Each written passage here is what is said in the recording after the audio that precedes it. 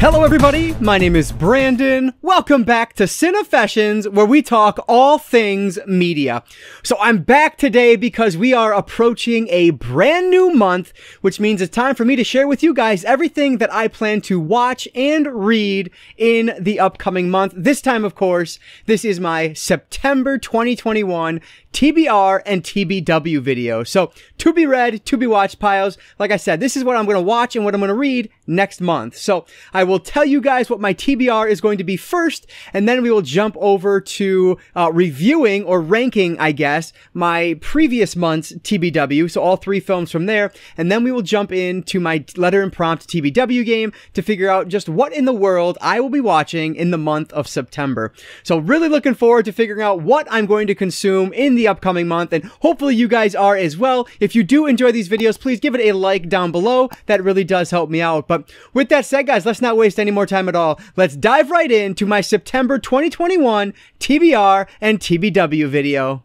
Let's start off with my digital TBR, and I am really excited about this because this is really the first time ever that I am joining a readathon. So a booktube channel, a really well-known booktube channel, SFF 180, is hosting for the second time the Space Opera September Readathon. And so there are a bunch of like different battles and goals you can try to achieve. It's really thought out and really elaborate and just really well done. I will link the announcement video for it down below because there's this animated sequence at the beginning which is just excellent. So I will definitely link that down below. Check it out if you're interested. But basically, I'm just going for as simple as possible. I'm planning to read one space opera during the month of September, so I'm hoping to earn the Space Cadet, I believe is the rank I'm hoping to earn, because the more books you read, the higher your rank. So I'm only reading one because these things are chunky. I was really hoping to do two, but I'm just going to stick to one. And the one I want to read for the Space Opera September, finally, is Leviathan Wakes by James S.A. Corey. So this is like a very well-known space opera book. This is the first book in the Expanse book series. This series is really long and really big, thick books, and so this is like a 21-hour audiobook, and I do own it on Audible, so that is how I'm going to consume this one, and I'm hoping I really like it because it's a long one, so if I don't like it, then I might just DNF it, but I think I will because I've heard nothing but just incredible things about this series. I know it is The Shades of Orange, who I've talked about on the channel before, a booktuber that I've talked about in the past. She loves this series, always raves about it. So I don't know. This one just feels like the right one to do. Basically, I don't know much about this at all, but we're set like 200 years after Earth has colonized in outer space, essentially. And we are following this detective who is trying to find this missing girl, but it's supposed to be much, much bigger than that. And so it sounds really interesting. The TV show is supposed to be really well done, but I hear that the book series is even better. So this is how I am planning to join the Space Opera September, by reading Leviathan Wakes by James S.A. Corey. Let me know down below if you guys are joining this readathon, because I think it would be really cool to just kind of interact with you guys throughout the month if it is something that you're joining up in as well. And if you don't know about it, definitely check out the video in the description below, because you might want to join if you are into space operas at all in September, because it looks like a ton of fun. So that's the first one on my digital TBR. Only one book for Space Opera September, but that's plenty enough. This is Leviathan Wakes by James S.A. Corey. The second book on my digital TBR is going to be The Girl in 6E, written by A.R. Torrey. So this is one that I'm actually about 70% of the way through already, and I am really enjoying it. It is just bonkers. So this one, some warnings on this. This definitely has some child abuse in this. It has a lot of violence and a ton of like just blatant sexual activity in this. It is very much so an erotic thriller. So if that's not something you care to read, definitely avoid this one. But I think it's done really interestingly. Our main character has locked herself in her apartment for the last 3 years because she suffers from like homicidal tendencies, I guess I'll say. And so to protect the outside world, she keeps herself locked away. She makes her living as a sex worker through webcam. And so all of that world is on full display here. So again, again, if that's not your thing, you're not going to want to listen to this or read this book. But yeah, so this is a very interesting story, and I'm super intrigued on how it's going to wrap up, because right now things are kind of going a little, I want to say easy, I guess, for our main character. And so I'm really interested to see kind of if there are any wrenches thrown in here in the last 30% of this book. But this is a good one if you like this genre. I honestly didn't realize how erotic thriller this was going to be. It's like one of the first books I can't read in the car with my daughter, even though she's always watching something on the in the back anyway. Like, I just don't want her to hear the things that are happening in this book. And so, yeah, it's just one I have to listen to solo. But yeah, it's been interesting so far. So very intrigued to see how this one ends, which will happen in September. So The Girl in 6E, written by A.R. Torrey, is the second audiobook I'm hoping to finish in September. The final book on my digital TBR is going to be my Marvel Unlimited pick, which, as I mentioned in the past, I subscribed for the year, so I want to get at least one in each month. And so the one for this month is going to be Thor by Walter Simonson, Volume 1. So this is issues 337 to 345 of Thor. And this is supposed to be the start of the greatest run of Thor's history. And so that's what virtually everybody I've read about it has said. And so I'm really looking forward to this. I have never read any Thor outside of, I think I read Lady Thor. I don't know what the actual title is, but Jason Aaron, I think, wrote that one, and it was really good. And so I'm very intrigued to jump back. This is actually what Thor Ragnarok was based off of, from, again, what I've read. I'm not an expert in this at all. And so this is actually 9 issues, which is quite large for a volume 1. But it's supposed to be excellent. And so I'm really looking forward to this. This is from, like, starts in 1983 and then wraps up in 1984 for this set of issues. And so, yeah, very intrigued to see what this one is all about. Cannot wait to check this out. This is Thor by Walter Simonson, Volume 1, which is issues 337 to 345. I always forget. So yeah, really looking forward to that one for September. For my physical TBR, I'm going to go light-ish this month. So the first one on here is going to be wrapping up my Summer of Slappy. This is Goosebumps Horrorland, Revenge of the Living Dummy. And this is spine number 1 of the Horrorland series, which just has an amazing cover there. It's textured and everything. Very cool. So this, of course, is written by R.L. Stine, like all the Goosebumps books.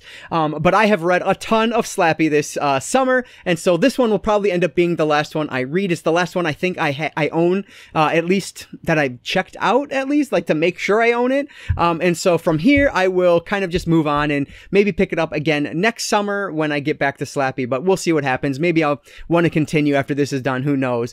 But yeah, so I've really enjoyed what I've read so far. I'm a little disappointed that, like, they don't seem to have a lot of continuity between them, at least after Bride of the Living Dummy to whatever it was, like Slappy's Nightmare, I guess. There wasn't much continuity, so that was a little bit disappointing, and I'm hoping they kind of go back and fix that, but who knows? It's a series for a middle grade audience, so that doesn't really matter, but because I'm an adult reading it, I would like for it to have kind of taken that into account, but it doesn't. So yeah, but anyway, I'm going to finish this Summer of Slappy up with Revenge of the Living Dummy from Goosebumps Horrorland, written by R.L. Stine.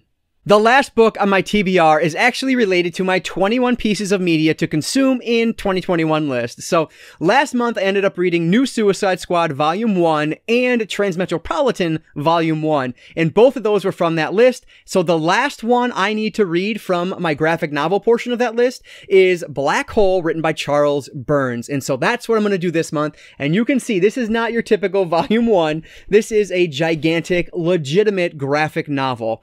And so yeah, I had started this one, man, a long time ago, a decade plus ago, and only made it very, I don't even know, maybe 15, 20 pages in. I liked it, but I just never went back to it for whatever reason. It was really before I started reading again. But yeah, this one, it just looks amazing. It was really good from what I remember. It's all black and white, and it's just like kind of creepy art style, gross art style. You can see here, it's like set in suburban Seattle in the mid-1970s, and there is this plague that is hitting teenagers. If I'm not mistaken, I think it is a sexually transmitted plague, if you will.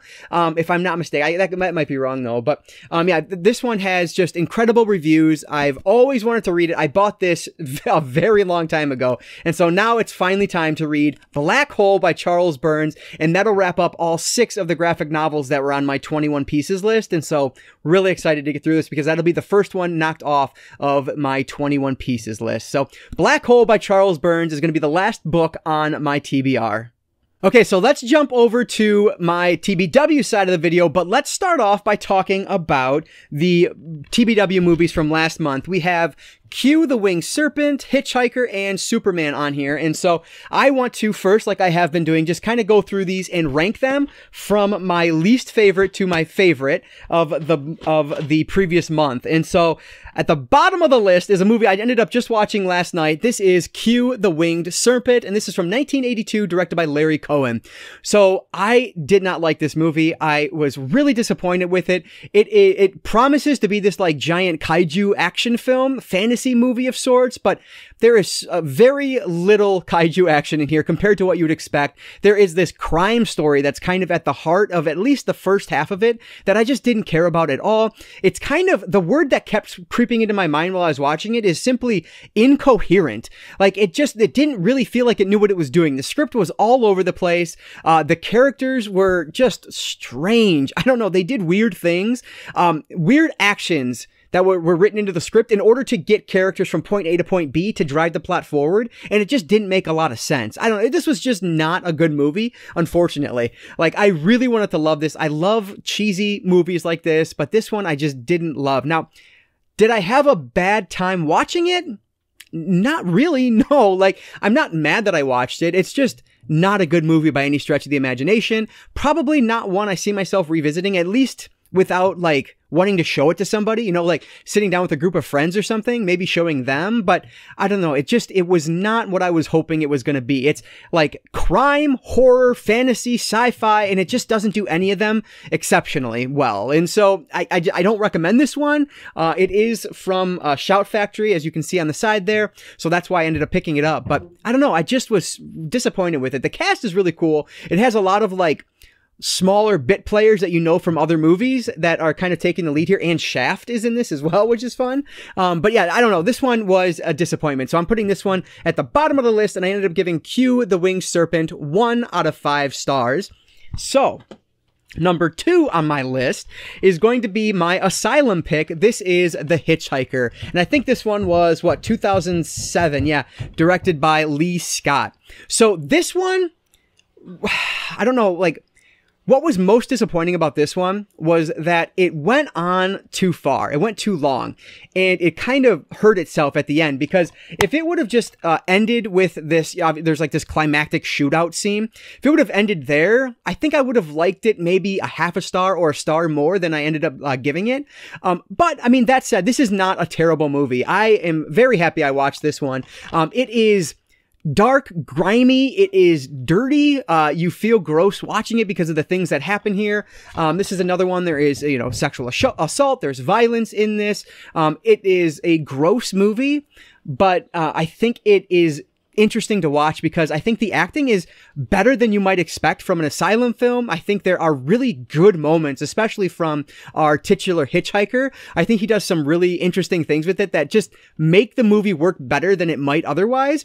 I think there's like a group of 4 girls that we're following. They are going to this nursing conference. They end up picking up this hitchhiker. Their car breaks down. They have to go to, or something happens with their car, and they have to go to like a motel, and that's when things kind of get crazy from there. But yeah, I don't know. There's violence, nudity. It's gross. It's grimy is probably the best word I can use to describe this. It is early Asylum. So this is a mockbuster of The Hitchhiker, the one that came out in 2007 as well, the remake. And I've not seen that one, so I can't compare it. But for my money, this was worth watching, and so I'm going to give The Hitchhiker 2 out of 5 stars. I think was what I gave this one because of that ending. It should have wrapped up a little bit sooner because it got a little ridiculous at the end. So Hitchhiker is 2 out of 5 stars. And that, of course, means that Superman ended up topping my list, directed by Richard Donner from 1978.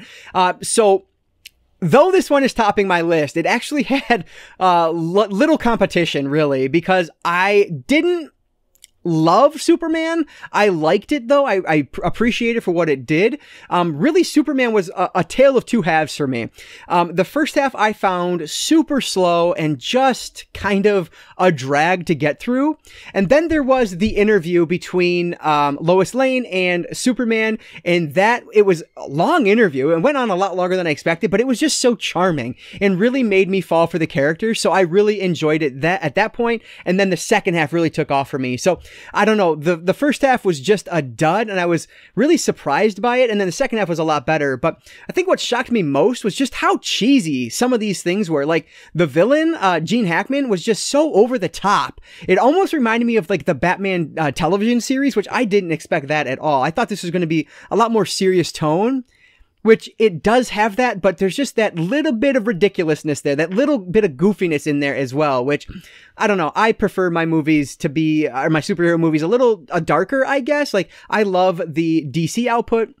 That said, I love the Marvel output as well, and that has, you know, moments of darkness in it, but it is definitely the lighthearted ones of the the big two when it comes to the film franchises. But yeah, I don't know. I know this is gonna upset some people because it's their favorite of all time, and I totally respect that. I see why. If I watched this when it was new, or you know, when I was much younger, I might have appreciated it more. But now, when we are kind of in this, I don't know if it's not even post superhero craze at this point. We're still in the heart of it, but I don't know. I just prefer what is available now more than I would prefer something like this. So yeah, this is a good movie. I totally respect it. I liked all the miniature work at the end.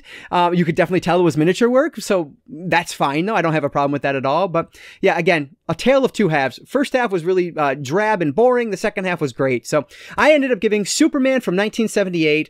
What did I give it? 3.5 out of 5 stars. So that's, probably my worst month so far in terms of rating these when I've been doing since I've been talking about them, but still, I've watched some enjoyable films over the past month. And so it was still a productive, or I don't know, the results were good, I guess I'll say. So now let's jump over. I'm going to recap the rules for the TBW letter and prompt game like I always do, and then we'll get drawing.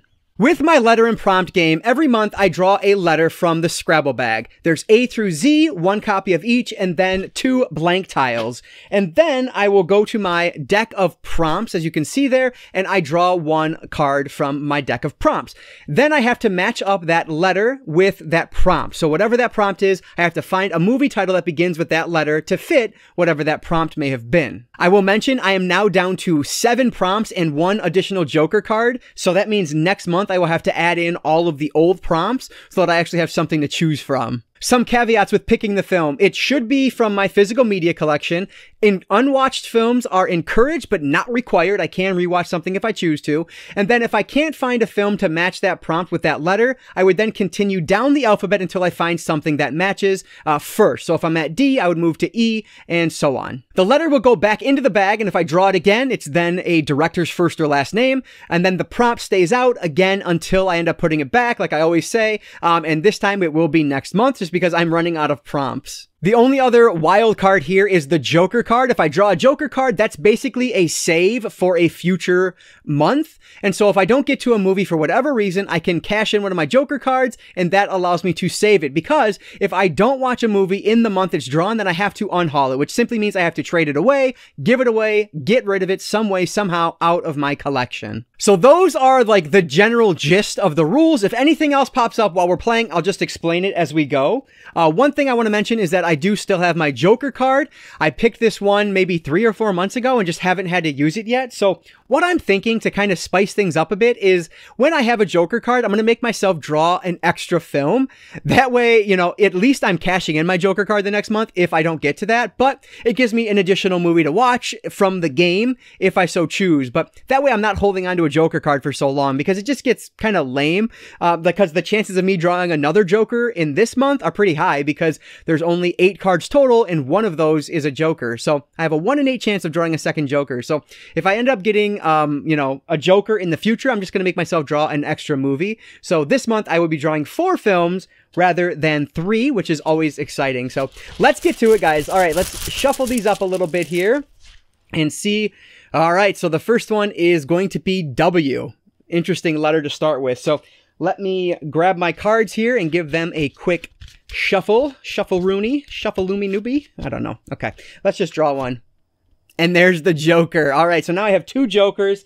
So I'm still only drawing 4 this month, and it's just the way it's going to be. So let's shuffle them up again. So now I have both Jokers as saves, which is good. So if I don't watch 2 movies, I still can keep them, which is good. So let's see what this one is. This is watch a film that is a remake, a reboot, or a reimagining of another film. So I love reboots. I cannot wait. I love remakes, all these things. So let me see what I can match up with W. That's a reboot, remake, or reimagination.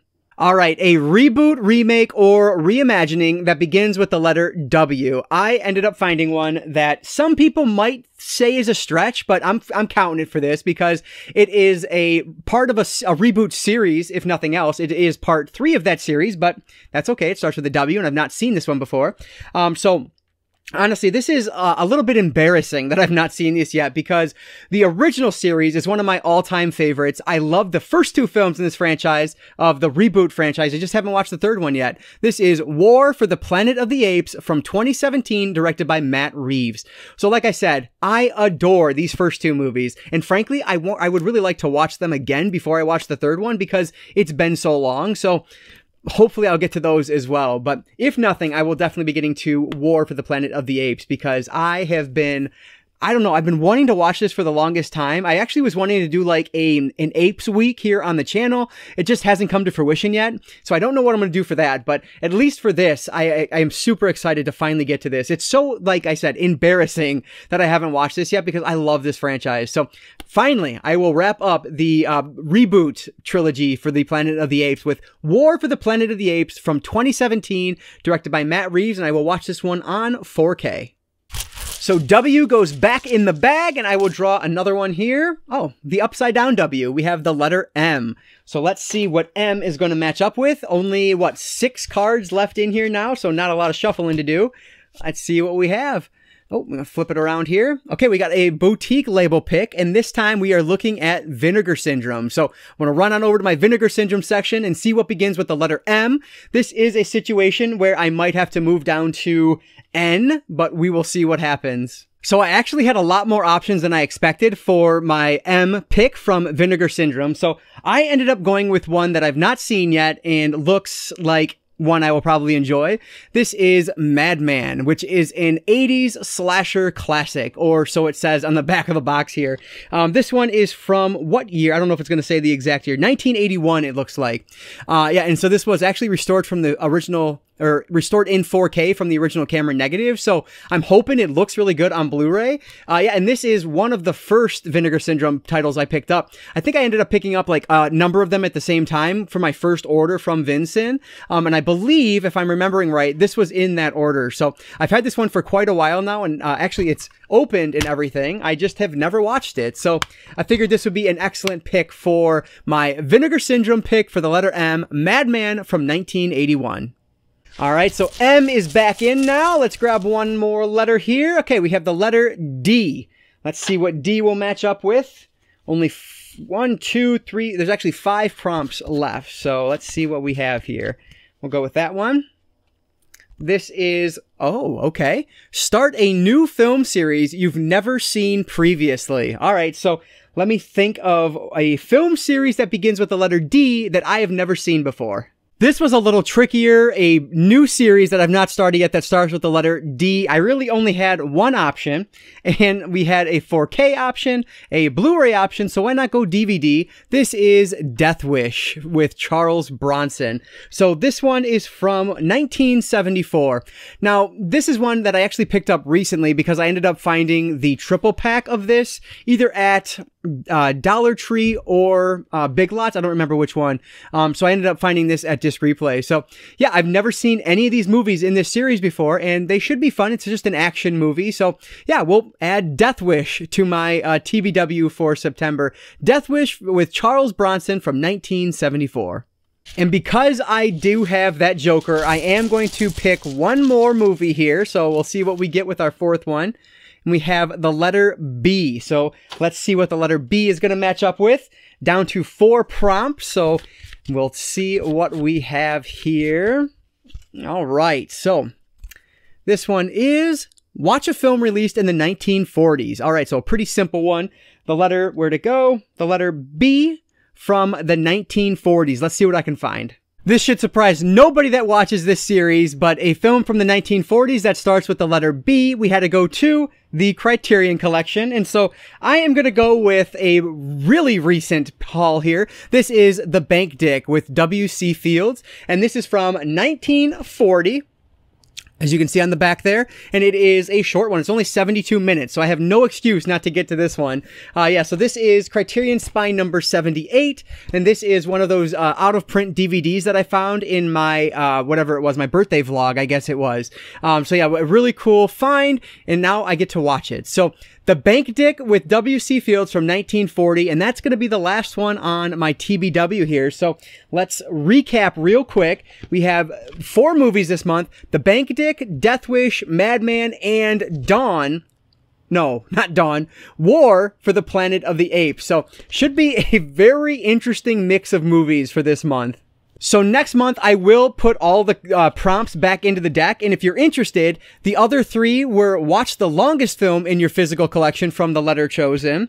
There was a Blue Underground boutique label pick, and then finally, watch a film from your most recent haul. So those were the 3 that did not get chosen over the however many months I've been doing this. I guess it was May, so May, June, July, August, September. Wow, over the 5 months I've been doing this. So yeah, those will be back in with everything else starting next month, and so we can draw anything at that point. I do have 2 jokers that I could potentially use. I'm not going to let myself use 2 in 1 month, and so, you know, I have 1 that I could potentially use next month, and then another one for the future. But yeah, that is everything for my TBW.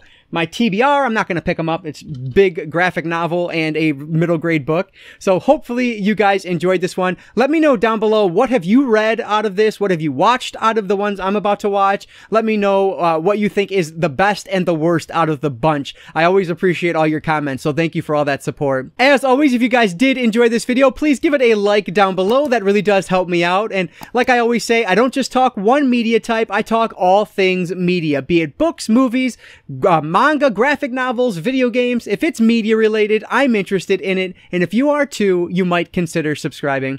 Alright guys, so that's gonna do it for today. I just want to say thank you all so much for watching, and I want to encourage you to consume some media today. I'll catch you next time.